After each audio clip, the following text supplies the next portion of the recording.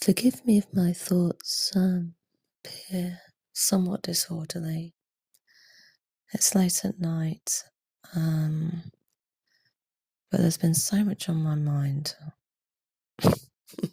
for, for many lifetimes, especially this one. Thinking about the division and disunity in the world, the confusion. Now, it's long been my contention, and this is maybe the reason I got into studying occultism in the way that I have in the first place, one of the reasons anyway, which is that I feel that humanity has been labouring under a terrible deception now for at least the past 100 years, for the past Rosicrucian sun cycle, which would be 111 years. Of course, that's stating the obvious. You know, we're in a fallen world. The story of the human race is one of having been deceived by a malevolent force. Some esotericists would say that that event was essential for our overall understanding, but whatever one thinks, the fact still stands that there was a deception in the beginning of a history, towards the beginning. And I also feel there's been another one. And being a bit more specific, as with so many of our present ills, this is traceable to the period just before the First World War, what would have been the Silver Age in Russia, fin de siècle, the end of the century, before the end of the 19th, start of the 20th century. This followed the parting of the veils that came with the Theosophical movement. And the instigator of that parting of the veils, one of them, an important one, Madame Blavatsky, as is the subject of my occult novel, The Eidolons.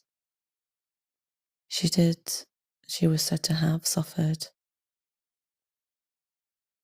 a profound magical attack from her peers, her magical peers. Well, they had to group together, many of them, to be powerful enough to assail her. But my feeling has always been that because she was attacked by probably a conservative group, I don't know the exact name of the Hermetic Brotherhood in America, which orchestrated the attack, but I've long felt that it had the result of pushing her off centre, to the left, to the east, away from the Christian West, Judeo-Christianism, because Christianity, because that was where the attacks on her person and the magical attacks came from. And so it turned out that this incredibly, immensely important and influential person put a distinctly left field spin onto what became the New Age movement. All kinds of reasons behind it, which I've gone into elsewhere, to do with then the fact that an Indian occult group helped to release her from the occult imprisonment, and she was therefore beholden to them as well, both exoterically in the realm of politics and freeing India from the British Empire, helping to, as Olcott did in Sri Lanka. but also in the general thrust and inclination of the spiritual teachings, which informed the incredibly influential Theosophical movement, which in turn had a big effect on the arts. Of course, it's well known that the arts are influenced by the occult, not just Madame Blavatsky, Aleister Crowley, Ramakrishna, Rudolf Steiner. You know, there's all kinds of occult figures who have proved influential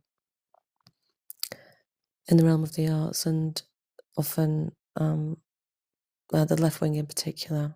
When it comes to the arts, we also see in France with the likes of Paladin and the French Freemasonic movement. And in Russia, of course, the traditional Martinist and Templar teachings, which were more traditional, more conservative, when they were discovered and or exposed, whichever side you have to be on, by the Bolsheviks, they were taken. And now it's this point. This is one of the points I see where the great deception of this modern era, of this Rosicrucian cycle, began to occur. When, from the Russian side, which after all was the seat of the emperor at the turn of the 20th century,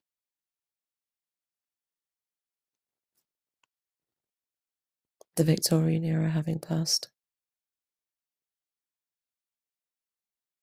and the British Empire starting to fade, the emperor was in Russia, and when he and his family were assassinated, the power void, the post of emperor, was taken up by the Bolshevik leader, Lenin, who it's not commonly known, but he was an initiated Freemason to 33rd degree, initiated by an American. And when he died, he was embalmed in a ziggurat. Following Lenin, the subverted emperor, we had Stalin, who was a great black magician,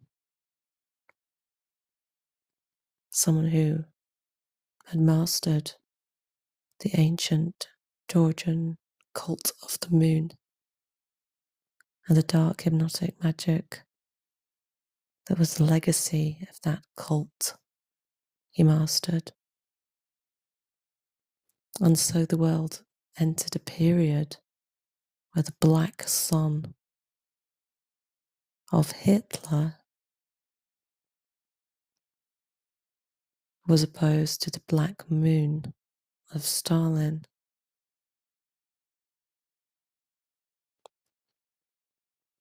So this was a terrible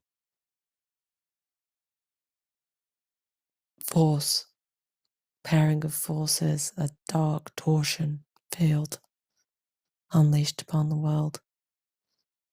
The dark right and the dark left.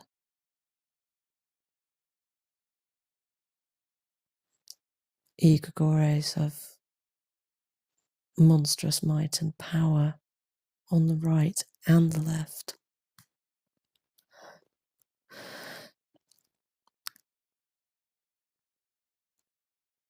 Whose effects did not so much, in some ways, in one respect, they neutralized each other, which we saw when the war ended, the hot war.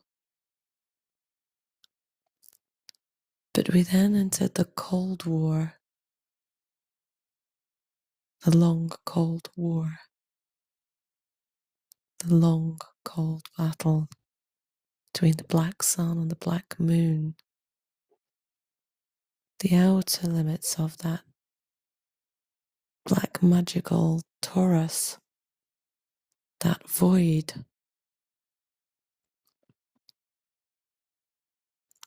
which has subverted so much of the magical astral and psychic space of humanity, and sowed such division. The traits often associated with the right are now seen on the left. It's all mixed up. It's a big grey mess.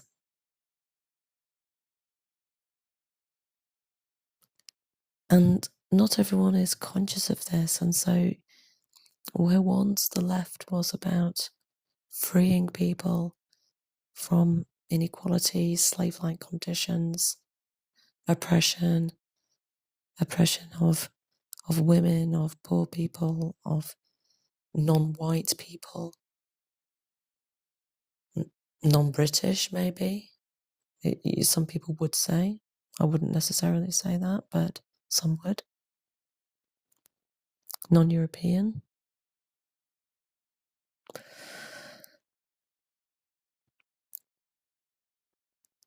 So that the socialist movement that had such good intentions, like so many things with good intentions, also became subverted.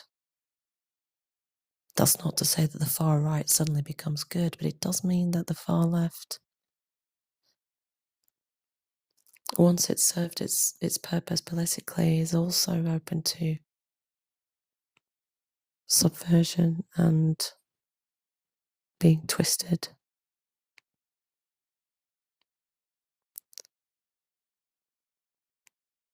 But the upshot is that now, wow, how mixed up and confused is this world?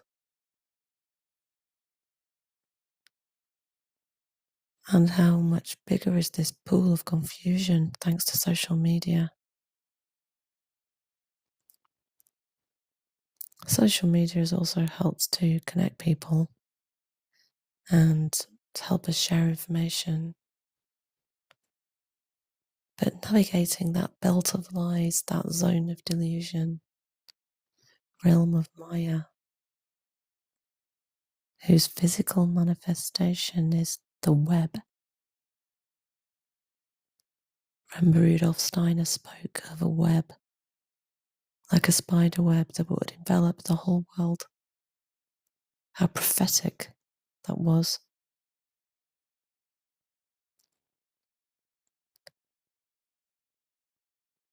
And it can only be navigated if we remember Valentin Tomberg's words about it, by donning the mantle of the Virgin and blindfold of the fool,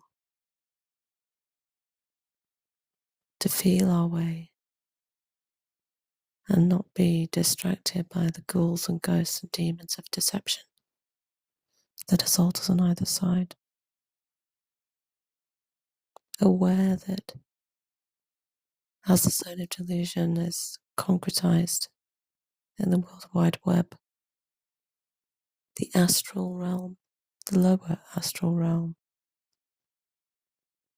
has also been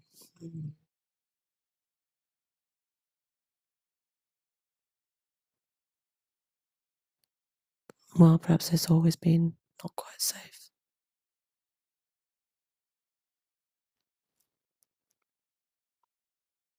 Going back to the Russian and the subversion of the work of the emperor, the post of the emperor. Remember as well that the work of the order MS Redivivus was stolen and taken by the OGPU, the secret police.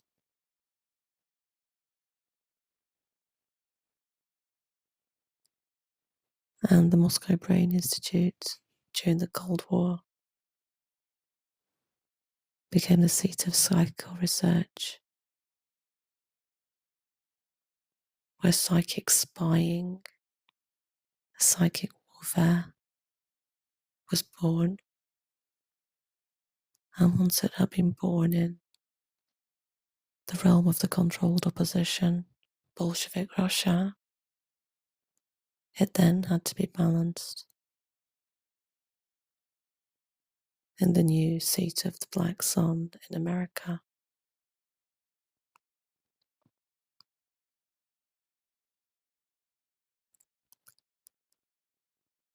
And all those occult movements. It's interesting how few modern occultists, there's people who follow the likes of Dion Fortune, who I don't think they would be able to tolerate for one moment Dion Fortune herself, if they were to have met her. And yet they would consider themselves to be part of the custodianship of her work today.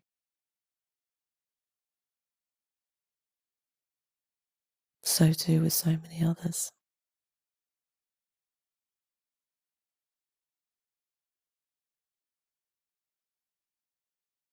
But it's time to navigate out of the belt of lies, out of the zone of delusion, out of the realm of Maya,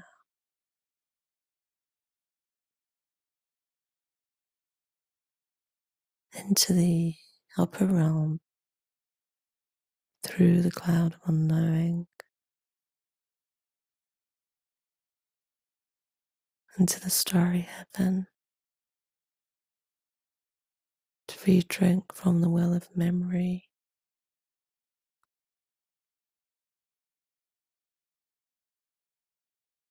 reconnect with our divine origins once again.